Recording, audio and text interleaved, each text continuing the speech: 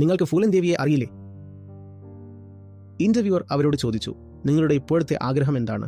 അവർ പറഞ്ഞു, ദൈവമേ, അടുത്ത ജന്മത്തിൽ എന്നെ ഒരു ആടോ പശുവോ ഉറുമ്പോ എന്തെങ്കിലും ആക്കിയാലും മതി, പക്ഷേ എന്നെ ഒരു സ്ത്രീയാക്കരുത്.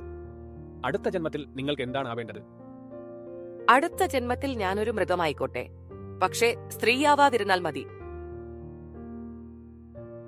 അതേ അഭിമുഖത്തിൽ തന്നെ അവർ പറഞ്ഞു, ഇപ്പോൾ അവർ തിരഞ്ഞെടുക്കപ്പെട്ടു. അതെല്ലാം നിങ്ങൾക്കറിയുന്നതല്ലേ? അവർ ഒരു രാഷ്ട്രീയ പ്രതിനിധിയായി മാറി. അതിനെക്കുറിച്ച് അവർ പറഞ്ഞു, ഈ ആളുകൾ എന്റെ അടുത്തേക്ക് രേഖകൾ കൊണ്ടുവരുമ്പോൾ എനിക്കവ ശരിയായി വായിക്കാൻ കഴിയാത്തതിൽ എനിക്ക് ലജ്ജ തോന്നുന്നു. എന്നാൽ ഇപ്പോൾ ഞാൻ വളരെ വേഗത്തിൽ പഠിച്ചുകൊണ്ടിരിക്കുകയാണ്. എനിക്കെല്ലാം വായിക്കാനും സ്വന്തമായി തീരുമാനങ്ങൾ എടുക്കാനും ഒരു നല്ല പ്രതിനിധിയാകാനും കഴിയണം. അവിടെ ബോധമുണ്ട്, അവർക്ക് ഇതിലും എത്രയോ ഉയരത്തിലെത്താമായിരുന്നു. ഒരു അവസരം നൽകിയിരുന്നെങ്കിൽ അവരുടെ ജീവിതത്തിന്റെ അവസാന ഘട്ടത്തിൽ പോലും വായന, എഴുത്ത്, അറിവ്, സംസാരം, ചർച്ചകൾ, നയരൂപീകരണം, തീരുമാനങ്ങൾ എടുക്കൽ എന്നിവയിലൂടെ അവർ ഏറെ മുന്നേറാൻ ശ്രമിക്കുകയായിരുന്നു.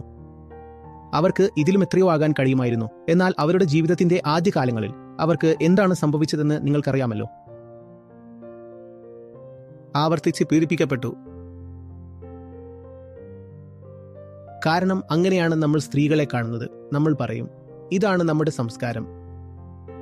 എന്നിട്ട് ആ അശ്ലീലത മറച്ചുവെക്കാൻ വേണ്ടി നമ്മൾ പറയുന്നു, ഞങ്ങൾ സ്ത്രീകളെ ദേവിമാരായി ആരാധിക്കുന്നു എന്ന്. സത്യമാണോ ഈ പറയുന്നത്?